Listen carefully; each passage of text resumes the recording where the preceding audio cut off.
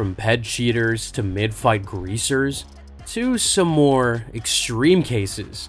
Did you know there's an MMA fighter who will literally try to rip your arm and leg off if he catches you in a submission, even if you tap? How about a thug so brutal he once knocked out a referee? For this video, we're looking at 5 MMA fighters who got caught cheating. And we're kicking things off with a serial offender. Gilbert Yvel is the poster boy for bad sportsmanship in MMA, and proof of how the mistakes of your youth can follow you for the rest of your life. In 1998, a 22-year-old Yvel opened his cheating account with a disqualification for biting his opponent, Karimula Barkalaev. It was a bizarre decision, as Yvel was really picking up steam in his career and had been dominating the fight before he decided to chow down on his opponent. Then in 2001, he tried to disfigure Don Frye by raking out his eyes with his fingers to avoid the American's powerful top game. And of course, he also made sure to grab the ropes, earning a DQ loss in the process. But his most famous controversy of all came when he flew out to Finland to take on Atte Backman. Yvel himself has claimed that the ref had close ties to his opponent and was working against him from the get-go.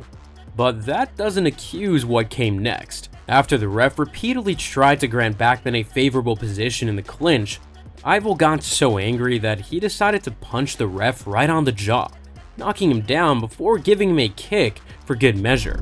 It was his third DQ in 6 years. He had some serious trouble getting sanctioned to fight from then onwards, and though he did eventually make it to the UFC 6 years later, to this day, people remember him for all the wrong reasons. But cheaters come in all shapes and sizes, and their illegal actions aren't always so obvious. Georges St-Pierre is not the first name that comes to mind when you think about cheaters, but certainly had his controversial moment at UFC 94 when he rematched lightweight champion BJ Penn in a super fight for the welterweight title.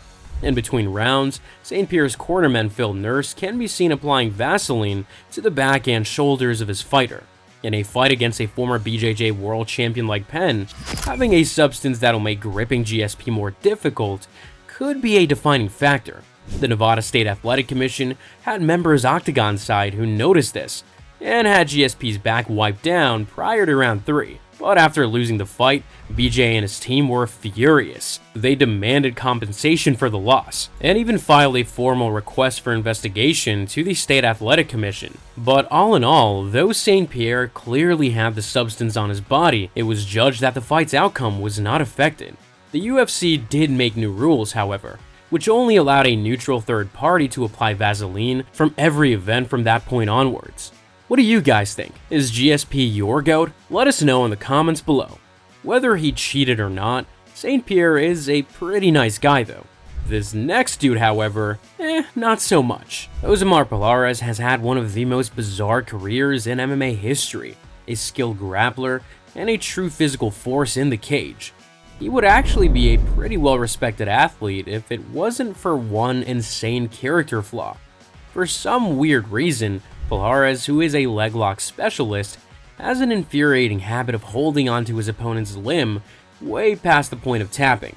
In the UFC, Pilares kept his behavior pretty well at first, but after testing positive for exceptionally high testosterone levels and serving a 9-month ban, he came back with a vengeance. His next fight against Mike Pierce, he won by heel hook and cranked the hell out of his opponent's limb well after the tap.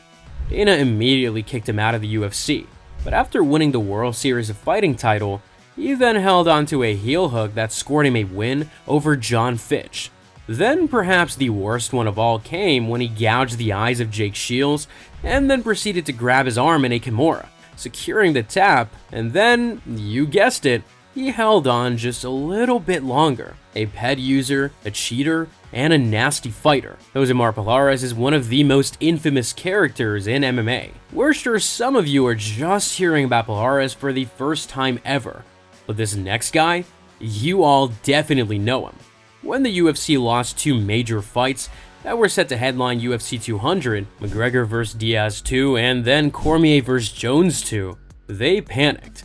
And when a multi-billion-dollar company panics, they take shortcuts. And one shortcut involved rushing Brock Lesnar into a comeback. As for the required anti-doping test for any fighters coming out of retirement, Well, the UFC pulled some strings and got them waived. The clearly juiced up Lesnar fought and beat Mark Hunt on the event's main card, securing a whole bunch of pay-per-view buys and dollar bills for himself and the UFC. And then, surprise, surprise, Lesnar popped for an undisclosed pet. The fight's result overturned. Mark Hunt was furious and launched into an ill-fated legal battle with the promotion. But the UFC made money, so let's be real, they didn't care. And from one fiercely motivated and competitive champion, we move to another. TJ Dillashaw might be half the size of the former heavyweight champion Lesnar, but his competitive fury was truly among the most vicious in UFC history. TJ was known as a menace in the gym, a fierce rival to his enemies, and on one occasion we know about, a cheater in the octagon. Rumors about pet use had been circulating for a while beforehand, but when Dillashaw made the ill-advised decision to step down in weight to 125 pounds to become a double champ, the weight cut was so tough that he decided he needed some help. And so he began taking EPO. According to him, it was the first and only time he did it.